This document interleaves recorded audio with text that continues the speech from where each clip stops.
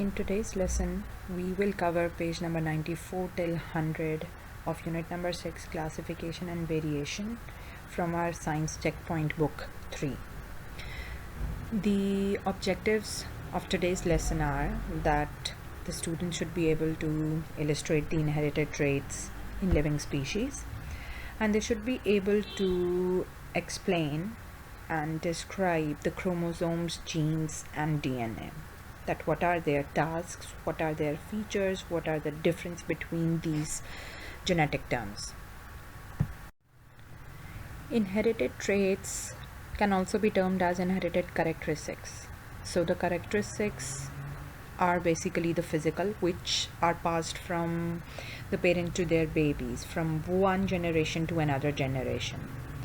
And they may include the eye color, hair, skin color, the structure of the hair, or dimples or freckles, or the height, whether they need to be short or tall.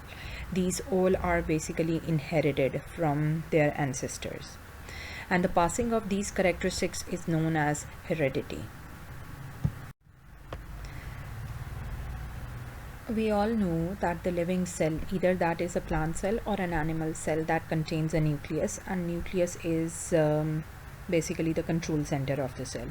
It contains some thread-like structures in them which are known as chromosomes, and they are basically made up of proteins, and they have DNA in them. DNA stands for deoxyribonucleic acid.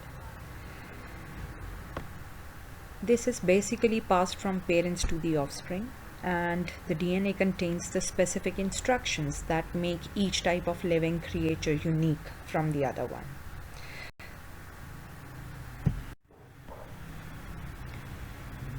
The chromosomes are the threads of chemical messages, and these messages are strung along each chromosome like the carriages in a very long train, and each message is called a gene.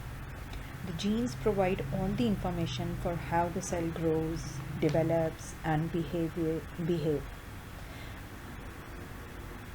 Each pair of chromosomes has pair of genes that carry information for a particular characteristic, such as eye color, hair color or hair texture. These genes are situated at the same point on each chromosome. Before the cell division begins, the chromosomes are not visible under the microscope. At that time, each chromosome made a copy of itself and they lie together. During the cell division, as the nucleus divides, each pair of threads separates. Each thread then enters one of the two nuclei that are forming in the new cells. This means that the nuclei of the new cells have the same number of chromosomes as the original one. The chromosomes in the nuclei of the new cells disappear into the nuclear material and again become invisible, not indivisible, sorry.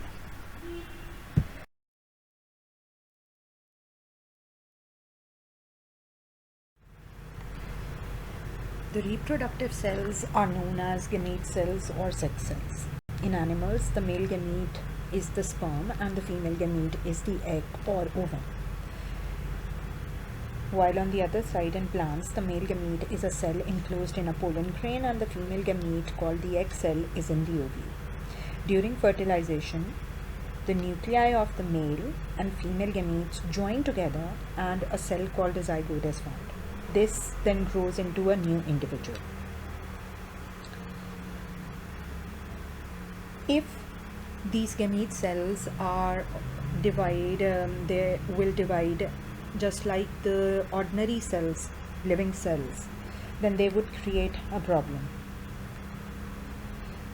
So this does not happen because there is a special type of cell division that takes place in the reproductive organs, which produces gametes with half the number of chromosomes in body cells.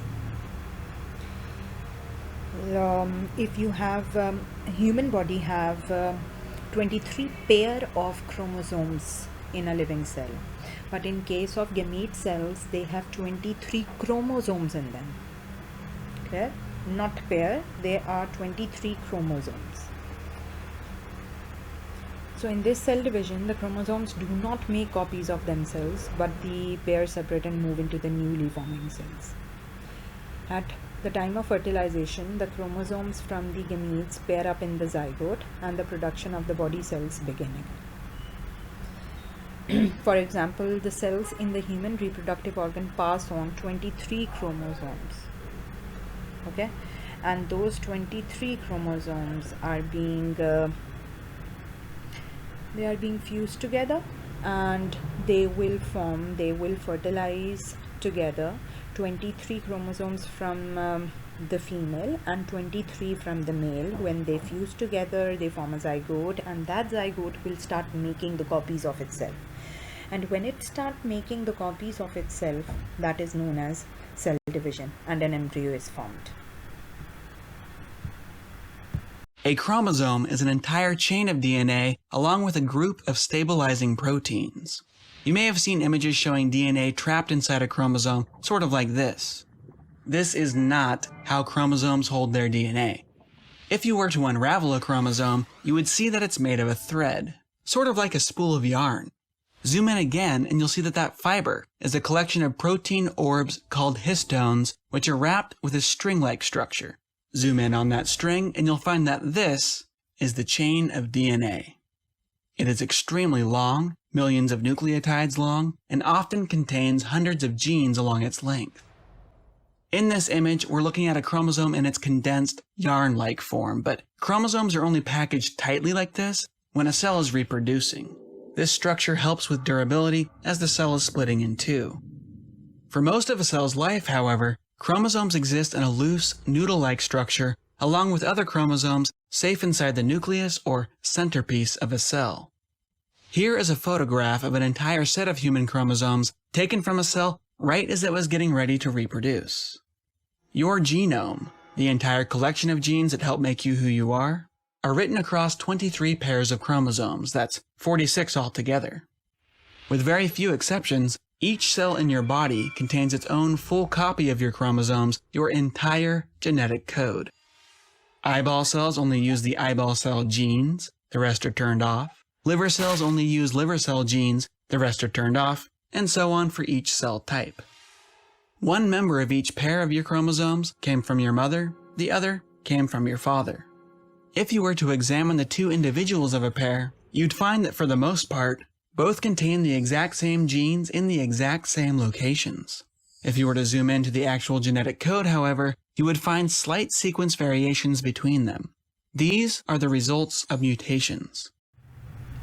These are the few common inherited characteristics which you get from your ancestors, from your parents, either from your father or from your mother. You guys can see them, and you can find more, that which characteristic you have, how many characteristics you have just inherited from your mother and how many from your father.